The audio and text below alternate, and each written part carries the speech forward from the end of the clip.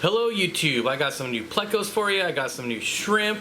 I have to check in on some fry, move some fish around, so stay tuned and hopefully you'll see something you like.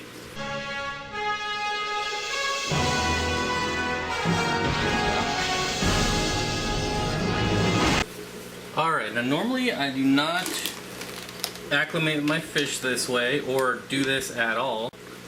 Normally I just plop and drop, but I did want to get these Plecos on camera for everyone before I put them in the tank and never see them again. This is the L129. They came in quite a bit smaller than I expected, but that's alright. I'm certainly used to waiting years for Plecos to grow out. They do come double bagged, so it is kind of a pain. And I couldn't find my scissors. So there's a little bit of my tank water in there with some dechlorinator, and I'm going to spill water all over the carpet, but that's fine.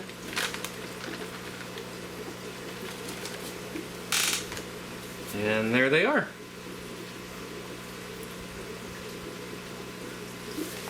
But wait, there's more. There's more. These are great looking Plecos.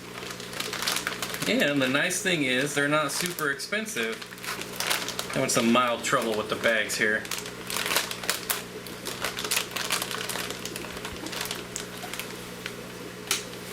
Alright, let's see if I can do this without getting water everywhere.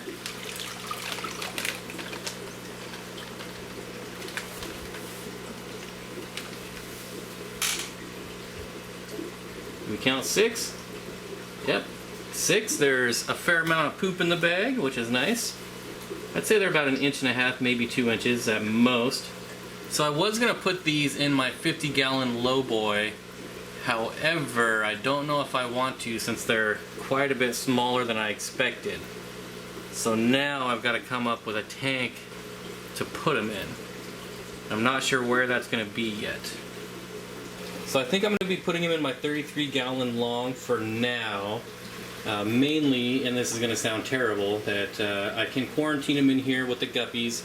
I'm not too worried about it. I will take out the male betta fish here. So he'll come out. I did find a spot for him. And I'll show that later, probably later this week maybe. Not later this video. They should do fine in here.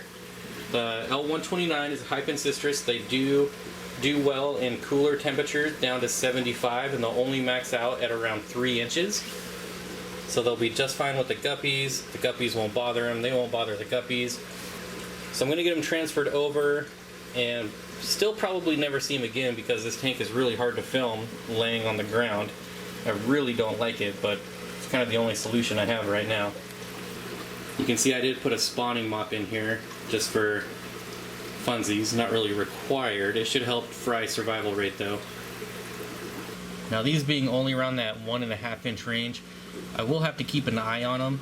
A lot of times these get mistaken for the L340 hypencystrus, which is, I believe, the king tiger is the common name. So they will probably stay in this tank for quite a while until they put some size on, and I can just get a little better identification when they grow out a bit. So unfortunately, since they came in a bit smaller than I thought, I'm also going to have to build some new caves for them, which means I'm going to have to go to the hardware store, but I won't make it there until tomorrow.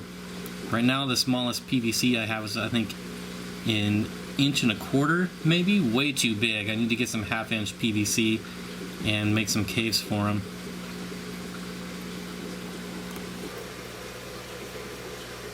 A couple more over hanging out in the end here.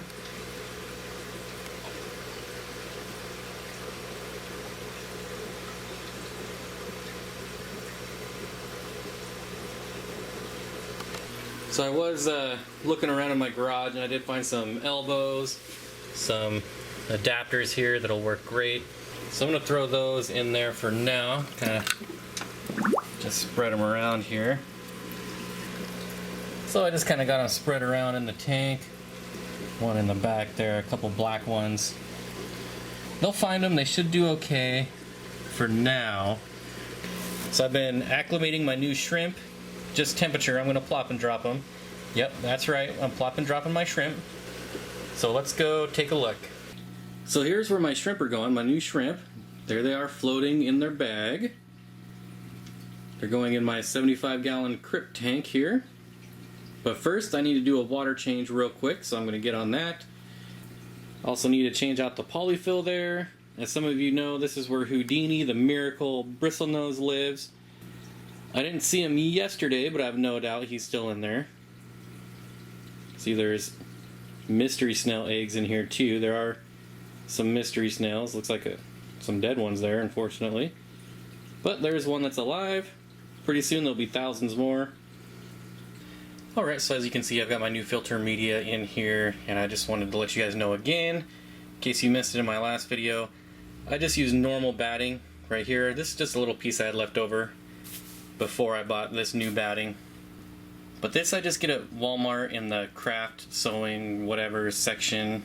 The only thing you need to make sure of when you're getting batting is making sure that it's not flame retardant, because that'll have chemicals that'll kill your fish.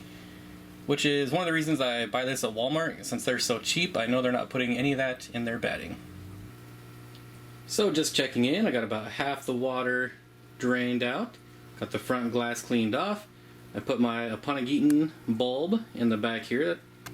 There we go, a little better look at it. You can see I did transfer over some duckweed, but the amazing thing about a sump, that means I have an overflow, so I'll never have duckweed in this tank. See, something's trying to pick at it right now. I also found, although you can't really see it right now, kind of, well, not really. There's a crypt pontridifolia growing back there, which I didn't know about, so that's cool. This piece of Anubias here is just getting huge. Pretty excited about that.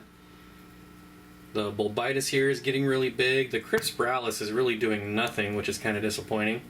But it's still alive at least, so that's really the important thing. Maybe eventually it'll take off one of these days. Alright, so I got it filled back up with water. I got the shrimp released in here. I don't really like where this Aponigeton is. I'm probably going to move it right here. But that'll be done at a later date. Like I said, I let the shrimp go in here, so now the question is, can we find one? There's only 3 of them. Alright, but I found one over here in the corner. And if you haven't guessed it, this is a bamboo shrimp or a vampire shrimp. Goes by quite a few different names.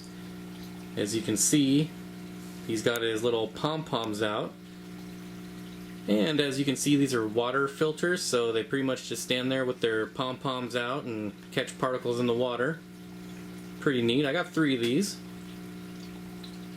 He's a little bit stressed out, so hopefully that's why he's white, or maybe he's starting to molt, maybe. Like I said, I ended up getting 3 of these, and there's so many places in this tank for them to hide, I probably won't be able to find the other 2. So there you go, that's the shrimp I got. It's been a while since I've had these. I made the mistake of getting one of these when I first got back into the hobby, and I ended up starving it to death. So for these filter feeder fish, you definitely want a well-established tank or you'll end up starving them like I did. This tank has been up and running for quite a long time, so I'm not too worried about him. As you can see, he's already catching lots of food in the water column, so he should be just fine.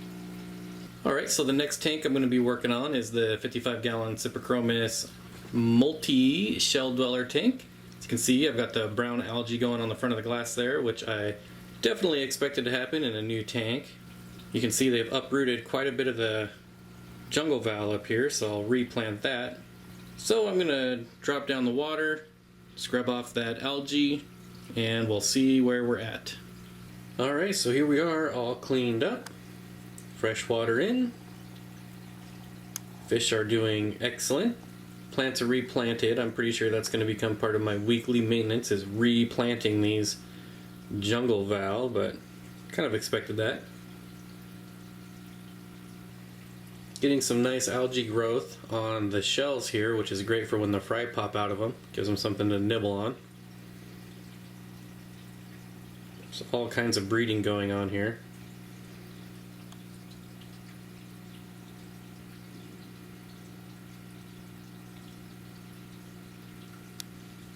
Pretty sure I scared all the fry back into the shells, so probably not going to see any of them.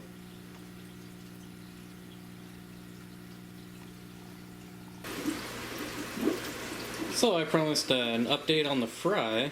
Surprisingly enough, she is doing an amazing job in here protecting these fry. I think we're going on almost 2 weeks, and still got a bunch of them down there. I'm just amazed that they're surviving in this tank. But of course I still have the fry up here in the breeder box, and of course I still have the fry up here in the breeder box as well. You can kind of see them scooting around on the bottom. So those should definitely make it. But I'm just blown away that these are still alive down here. And the rusty fry are still doing great too, the rusty cichlid. I still don't know how many are in here, but I'm going to guess about 20 to 30. See, they're all over in that Java moss there. So they're doing good. I decided to keep them in this tank. Originally I was only going to keep them in here for that first day or two, but they've been doing so well. Can't really focus on them, but they've been doing so well, I figured I'd just leave them in here.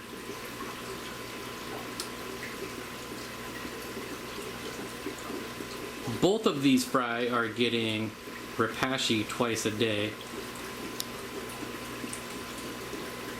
Alright YouTube, so that's going to do it for now. We got the new Plecos, the L129, the new bamboo shrimp that I'm super excited about. We checked in on the fry, my crypt tank, obviously, since that's where the bamboo shrimp went. We took a look at the Cyprichromis and Shell tank. Everything's doing good there. The Shellies are already breeding. The Cyprichromis are slow going as always, but it'll be worth it in the long run. So I hope you enjoyed it, and I hope to see everyone tonight on the live stream, 5 o'clock Pacific, 5 p.m. Pacific tonight. Otherwise, if I don't see you tonight, hopefully I'll see you Monday or Wednesday on the next video.